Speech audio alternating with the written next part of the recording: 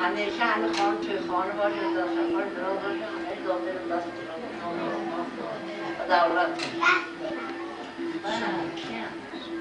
باید شد بیدم برمان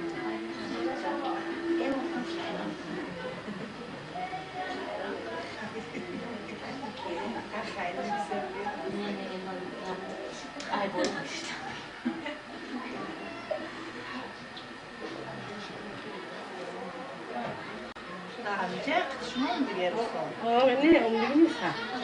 سونم میاد، سر هر سونم.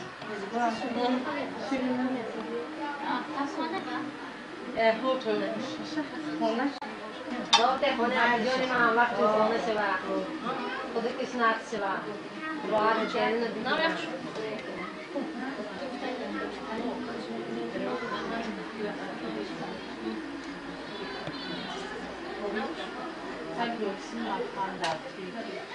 خیلی مبارک کلامش مبارکی توی کاش خدا جان همه عروس بخش و توجه میدن عروس پشوهیش من دوبار وانی کنن اکسانات خدمتش بکنن خدا جان همیشه همه خانه توی خانه مراد خانه شما نه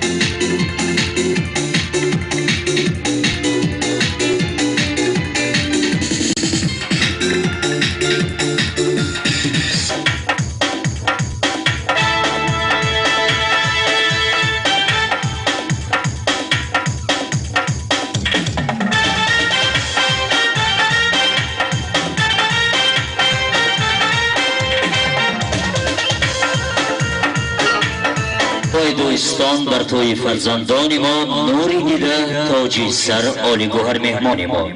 با امید و آرزو ما توی برپا کردیم چهره شاد شما نوری است در چشمان ما سرسخن از بنده مومن السلام علیکم است این عادت از اولاد و اجدادان ما هر کی گوید این سخن خصلت آدمگری است در سلامم را قبول کردید و علیکمش از شماست السلام ای دوستان معتبر هر کدامت همچون فرزندی پدر چون قدم در بزم ما بگذاشتید گشت معلوم ما را حرمت داشتید السلام علیکم پدران عالی قدر مادرای جگربند خویش و تبران یار و دوستان حد و همسایه آن شخصانی که امروز به مراد و مقصد با نیت پاکیزه در این عائله بسیار بزرگ در این عائله بسیار بمیر محبت این دو عائله که امروز با هم خدا شده عائله سفر بکوفا عائله قیوفا که با همه یک فرد مردم ناحیه خراسان و بیرون از آن این عائله ها معبود است و امروز دبله یار برادری عزیزمان جگربند عائله قیوفا دامادی عزیز ماست و نگار بانو خواهر کشیریم که خود از یک اولاد و اجداد بزرگ است امروز به این عائله همچون فرزند قبول شده و هر یک شما را به این بزم و تنتنه خوش آمدید میگم فرمودن که اکی را جمع آمد و اکی سید احمد ای صاحبی توی تخت و دولت به شما ای پدر این زمزمه و مهر محبت به شما یک توی کلام کردید رحمت به شما اول سخن کم نگردد لطفی الله عزیز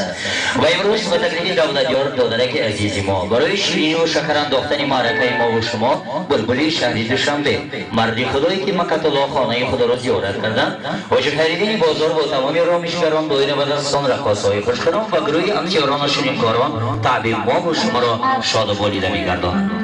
و این لحظه با آن خانه‌هایی که ما پیش گرفتیم و امروز بر یکی ما به شما معلوم است وقت غنیمت است داماد عروس را برای چند وضعهای به این تکلیه شاهانه می‌خوانیم خوشبختی با صفاست اینجا دردی همه را دواست اینجا ز آفت‌های زمانه دور بادا گویا که نظری خداست اینجا شما